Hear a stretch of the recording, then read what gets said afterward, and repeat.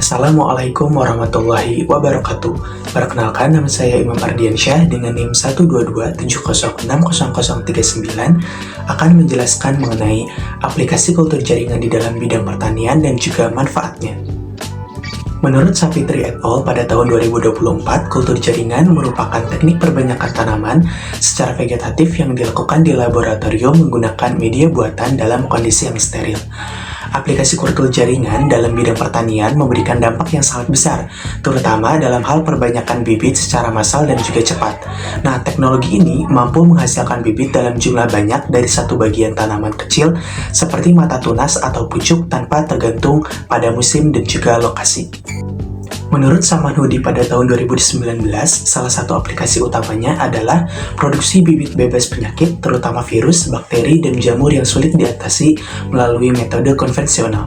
Misalnya, pada tanaman pisang dan juga kentang, penggunaan kultur meristem terbukti efektif menghilangkan infeksi virus sehingga bibit yang dihasilkan lebih sehat dan juga tahan terhadap penyakit. Selain itu, kultur jaringan sangat bermanfaat untuk konservasi tanaman langka atau endemik. Tanaman yang sulit diperbanyak di alam bisa diperbanyak di laboratorium dengan teknik ini, sekaligus mempertahankan kemurnian genetiknya. Kultur jaringan juga mendukung program pemulihan tanaman, seperti melalui kultur anter yang menghasilkan tanaman haploid untuk mempercepat pemulihan, serta fusi protoplas untuk menciptakan varietas baru yang lebih unggul.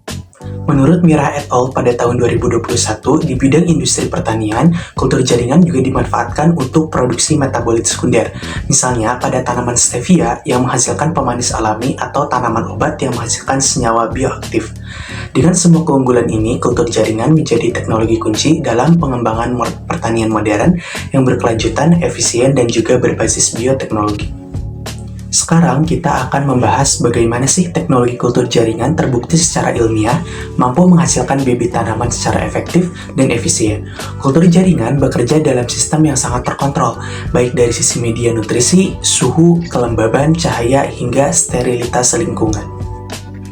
Melalui metode ini, setiap tahap pertumbuhan tanaman dapat dipantau dan juga diukur secara kuantitatif, mulai dari proses inisiasi, multiplikasi, induksi akar, hingga pada proses aklimatisasi.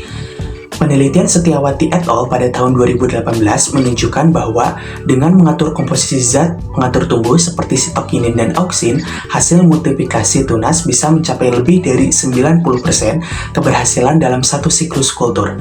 Ini membuktikan bahwa kultur jaringan bukan hanya metode perbanyakan biasa, tetapi juga menyediakan data valid berupa jumlah tunas, laju pertumbuhan, tingkat keberhasilan akar, dan juga kesehatan morfologi tanaman.